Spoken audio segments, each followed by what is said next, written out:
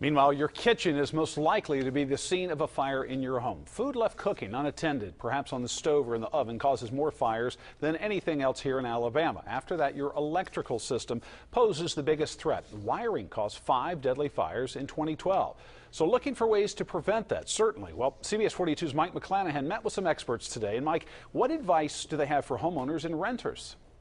Trent, wiring, of course, electricity is serious business, so I went to one of the schools that teaches people how to work with it. And while wiring can get pretty complicated, they say there are some clear warning signs and some safety tips that can help you avoid a household disaster. Here are a few of them.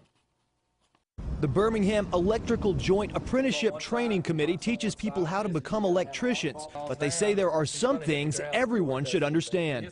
First things first, find your breaker box, or more likely, your fuse box, if your house was built before 1980. If your house is fairly new, you're going to have a breaker panel.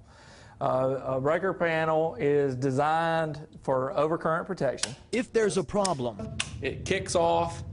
In this window, you'll see that it turns orange, and that lets you know that that has been turned off by a means other than physically turning it off, and that you have an issue. If you're tripping breakers or blowing fuses all the time, you might have a problem. But also, if it never happens, you might have a problem. It's fairly common.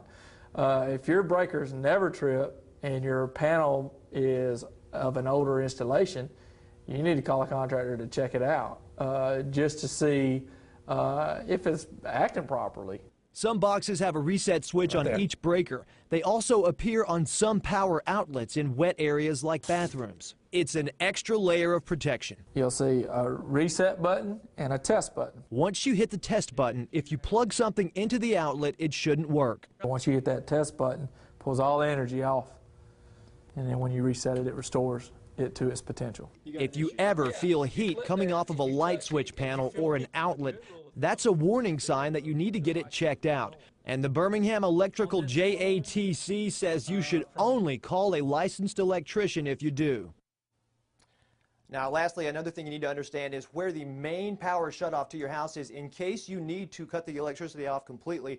Also, it's important to understand that anything that produces heat is going to pull more power, whether that's a space heater, a microwave, a hair dryer, or an electric blanket. And you should be careful plugging these heat-producing appliances into one circuit and not do more than one of these into one circuit at the same time.